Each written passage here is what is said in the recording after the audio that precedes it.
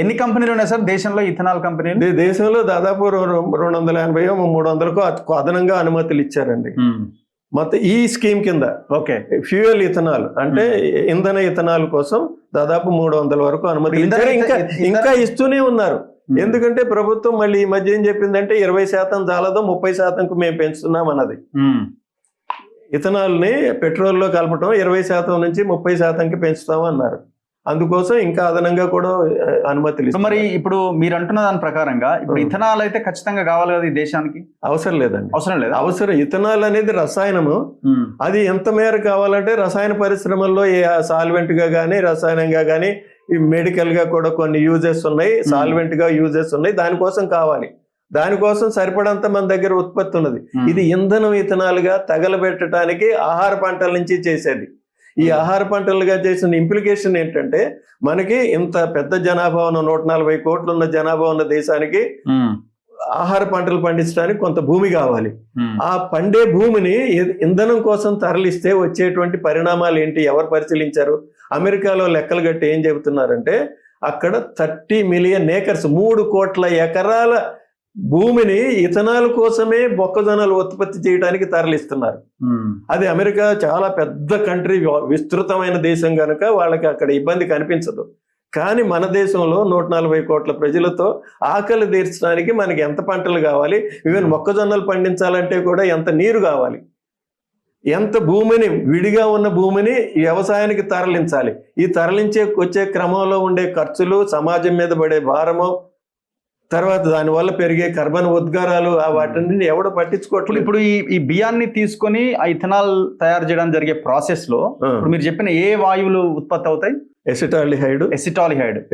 దీనివల్ల ఏం ప్రమాదం? ఎసిటాల్డిహైడ్ కూడా మానవ క్యాన్సర్ కారకం. నెక్స్ట్ ఫార్మాల్డిహైడ్ అంటే మన శవాల్ని ప్రిజర్వ్ చేస్తారు కదా, క్యాడవర్స్ ని చూడెంచుకోవటానికి ఆ ఫార్మాల్డిహైడ్ లోనే ముంచి ఉంచుతారు. ఫార్మాల్డిహైడ్ కూడా అది క్యాన్సర్ కారకం. అందుకనే మెడికల్ కాలేజీల్లో కూడా ఇప్పుడు ఫార్మాల్డిహైడ్ ఉంచడానికి దానికి ఇది పెట్టాలి, సక్షన్ పెట్టి విద్యార్థులు ఎక్స్పోజ్ కాకుండా ప్రొటెక్ట్ చేయడానికి కూడా కొన్ని ఉంటున్నాయి. ఎందుకంటే ఫార్మాల్డిహైడ్కి ఎక్స్పోజ్ అయితే డిసెక్షన్ చేసినప్పుడు వాళ్ళకి క్యాన్సర్ రావచ్చు. మూడోది ఎక్రోలిన్. అది కూడా ఒక రసాయనము, సాల్వెంట్ గా వాడతారు. అది కూడా దానిలో కూడా అది కూడా క్యాన్సర్ కారకమే. నాలుగోది హెక్సేన్ అనేది కూడా ఒక సాల్వెంట్ లాగా వాడేతారు. దాని వల్ల కూడా దుష్పరిణామాలు ఉన్నాయి, రకరకాల అనారోగ్యం. పొగ రూపంలో వాయువుగా వస్తుంది, వేపర్ రూపంలో వస్తాయి. ఇవన్నీ కూడా యాక్చువల్ గా ద్రవాలు, కానీ ఆ టెంపరేచర్ దగ్గర వాయువుగా వచ్చేస్తాయి. ప్లస్ ఇంకోటి తక్కువ మోతాదులో ఉన్నప్పుడు గాలిలో కలిసి ఉంటాయి కనుక అవి కండెన్స్ కావు. దాని బాష్పపీడనం ఎంత ఉందో ఎసిటాల్డిహైడ్ కి అంతకంటే ఎక్కువ ఉంటేనే అది కండెన్స్ అవుతుంది. మీరు చిత్తనూరు పోయి ఉంటారు కదా కంపెనీ స్టార్ట్? చూసాను. అక్కడ ఉన్న గ్రామ ప్రజలు ఏం చెప్తున్నారు?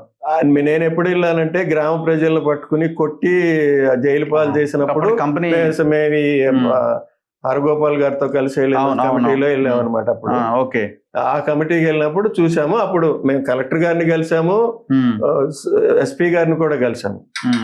ఎస్పీ గారు అయితే మాత్రం కలెక్టర్ చాలా మర్యాదగానే మాట్లాడాడు, కానీ ఎస్పీ గారు అయితే వీళ్ళంతా క్రిమినల్స్ అన్నట్టుగా మాట్లాడాడు ప్రజలందరూ.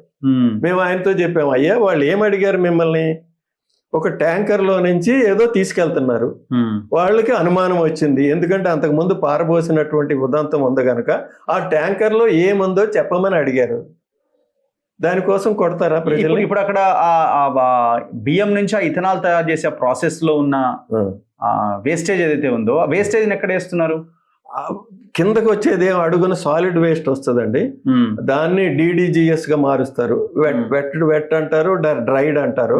ఆ వెట్ దానిగానేమో కుడితి కింద పోయచ్చు పశువులకి, కానీ వెట్టగా ఉంచితే విపరీతమైన వాసన వస్తుంది. ఆ విపరీతమైన వాసన రావడానికి కూడా అక్కడి నుంచి కూడా ఎసిటాల్డిహైడ్ లాంటివి జనరేట్ అవుతాయి, VOCలు జనరేట్ అవుతాయి. అందుకని కాలుష్యం రాకుండా ఉండాలంటే దాన్ని ఇమ్మీడియట్ గా డ్రై చేయాలి. డ్రై చేస్తే వాళ్ళకి అదనం ఖర్చు అవుతుంది. ఆ డ్రై చేసిన పౌడర్ స్టోర్ చేయడానికి పర్వాలేదు, కంపెనీలు అట్లా చూడాయి కదా, స్టోర్ చేసిన దాన్ని పశువుల దాణా కింద అమ్ముకుంటారు.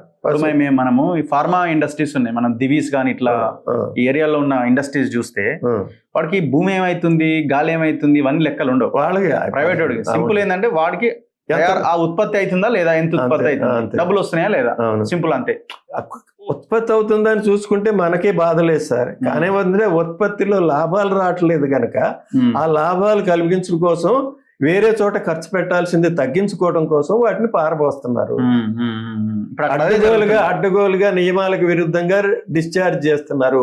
నదుల్లో పారబోస్తున్నారు, వాగుల్లో పారబోస్తున్నారు, నేల మీద పారబోస్తున్నారు. ఇప్పుడు ఇందులో పారబోసేది ఏమైనా ఉంటుందా ఇథనాల్? దీంట్లో ఇథనాల్ దానికి ఇప్పుడు వీటన్నిటికి అనుమతి ఇచ్చేటప్పుడు ఒక కండిషన్ ఏం పెడుతున్నారంటే, చాలా వాటర్ ఇంటెన్సివ్ ప్రాసెస్ ఇది.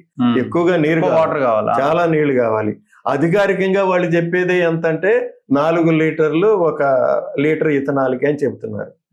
కానీ అంతకుముందు 14-15 లీటర్లు కూడా పట్టేవి పాత టెక్నాలజీకి. ఇప్పుడు టెక్నాలజీ అంత ఇంప్రూవ్ అయినా కూడా మాకు పిసిబి వాళ్ళు ఇచ్చిన రిపోర్ట్ ప్రకారం చూస్తే చిత్తనూరు కంపెనీ వాళ్ళు లీటర్కి 8 లీటర్ల నీరు వాడుతున్నారు. 8 లీటర్ల నీళ్ళు కావాలా? 8 లీటర్ల నీరు వాడుతున్నారు. 4 లక్షల ఇథనాల్ అంటే 4 × 8 32 లక్షల లీటర్లు కావాలి. ఎక్కడి నుంచి తెస్తున్నారు? ఎక్కడి నుంచి తెస్తున్నారంటే జోరాల ప్రాజెక్ట్ డైరెక్ట్ పైప్ లైన్ వేసి పడేసి అక్కడి నుంచి లైన్ వాళ్ళకి అనుమతి ఇచ్చారు. వాళ్ళు ఎంత వాడుతున్నారు అనేది అసలు పరిశీలించేది, ఆడిట్ చేసేది కూడా లేదు కదా. కాగితం మీద ఇంత అని రాశారు సార్, అంతే. కానీ యాక్చువల్గా ఎంత